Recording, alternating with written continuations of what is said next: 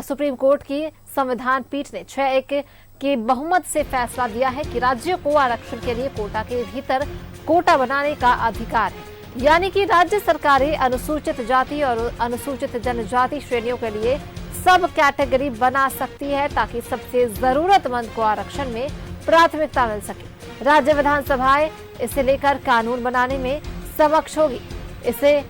इसी के साथ सुप्रीम कोर्ट ने 2004 के अपने पुराने फैसले को पलट दिया।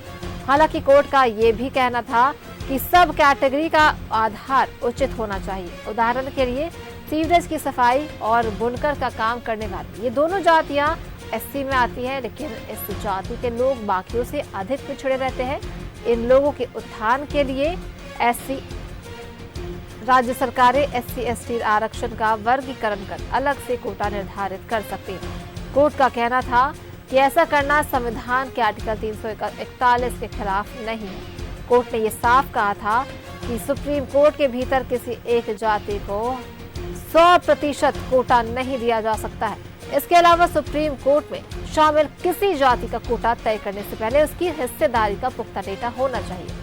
मुख्य न्यायाधीश DY Chandrachud, justice BR Gavai, justice Vikramnath, justice Bela M Trivedi, justice Pankaj Mittal, justice Manoj Mishra और जस्टिस सतीश चंद्र शर्मा की बेंच ने ये फैसला सुनाया है।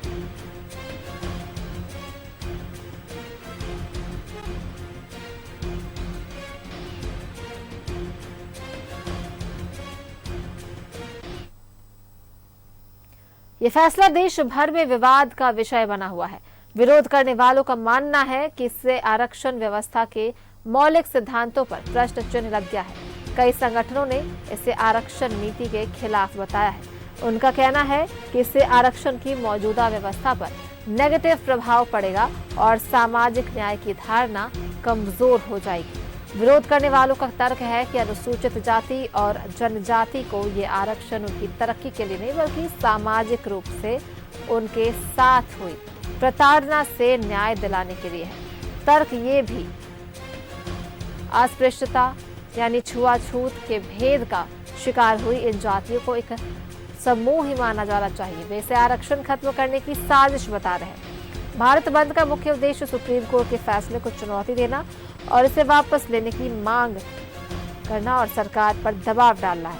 संगठनों का कहना है कि सुप्रीम कोर्ट कोटे में कोटा वाले फैसले को वापस ले या पुनर्विचार करे। सरकारी नौकरियों में पदस्थ SC/ST और OBC कर्मचारियों का जातिगत आंकड़ा जारी करने और भारतीय न्यायिक सेवा के जरिए न्यायिक अधिकारी और जज नियुक्त करने की मांग रखी है।